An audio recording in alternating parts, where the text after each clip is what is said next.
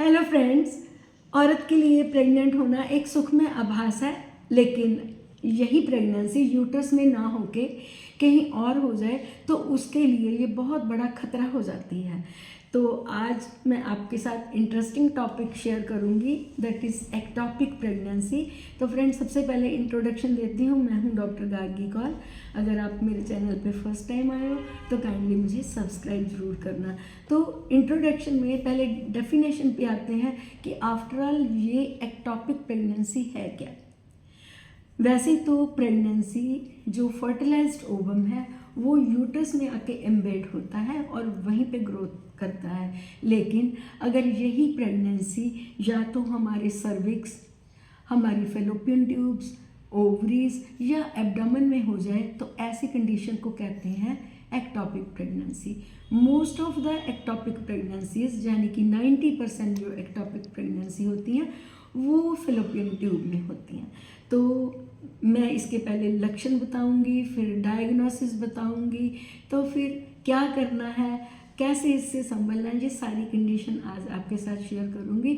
तो सबसे पहले, जब अर्ली प्रेगनेंसी के जो साइंस हैं, पेशेंट जो है वो अपने आप में एब्डोमेन में पेन फील करता है, अपने एनर्जी लेवल को लो फील करता है, वो शिकायत करती है कि मुझे चक्कर से आ रहे हैं, घबराहट हो रही है और उसका किसी काम को करने का मन नहीं करता और कई बार उसको स्पॉटिंग भी होती है।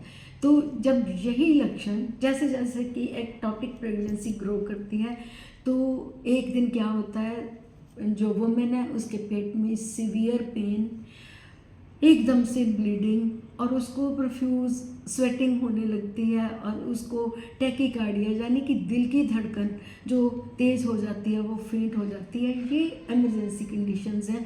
तो इस टाइम में एमरजेंसी में पेशेंट को हॉस्पिटल लेके जाया जाता है।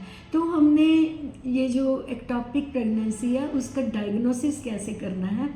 डायग्नोसिस में हर जो लेडी है, प्रेग्नेंट वुमेन है, उसका TVS होना बहुत ज़रूरी है। ये TVS जो 5वें या 6ठे हफ्ते में या 7वें हफ्ते में आप करवा सकते हैं। अगर आपको यूट्रस में एक सैक बना हुआ दिखाई देता है तो नो डाउट प्रेगनेंसी जो है वो यूट्रस में है। तो अगर यही सैक या गांठ सी आपके फेलोपियन ट्यूब में दिखाई देती है तो आपको डाउट करना चाहिए कि हमारी प्रेगनेंसी एक्टॉपिक तो नहीं। तो अपनी लेडी डॉक्टर से ज़रूर बात करें, वो आपको प्रॉपर गाइड कर देगी। तो इसका ट्रीटमेंट कैसे करना है।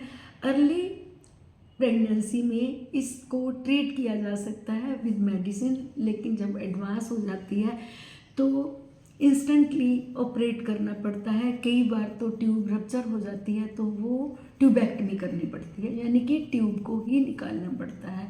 और इसके साथ साथ में after operation complete bed rest, उसका HGC लेवल जो है वो रूटीन में चेक करवाना होता है और उसको इन्फेक्शन से बचाना है ताकि वो नेक्स्ट टाइम में एक हेल्दी प्रेगनेंसी को ग्रो कर सके।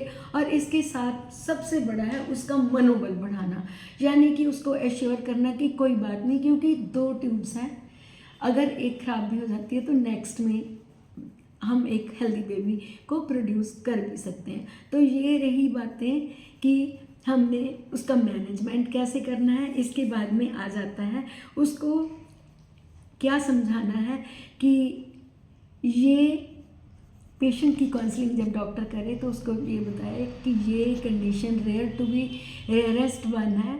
तो अगर हो गई है, जैसे हमारी 2 आंखें हैं, तो अगर एक आंख खराब भी हो गई तो दूसरी आंख देख सकती है। इसी तरह से अगर एक ट्यूब में प्रॉब्लम आ गई है तो दूसरी ट्यूब ठीक होने से बेबी प्रोड्यूस हो सकता है, बशर्ते कि एक सेफ जो सेक्स परफॉर्मेंस हो, इन्फेक्शन ना हो, पेल्विक इन्फ्लेमेटरी डिजीज़ ना हो, एंडोमेट्रियोसिस ना हो।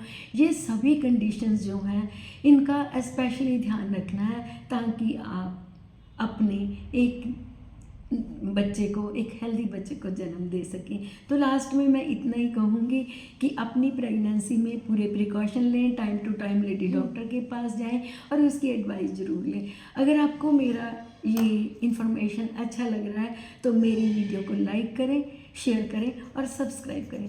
Thank you very much for watching my video.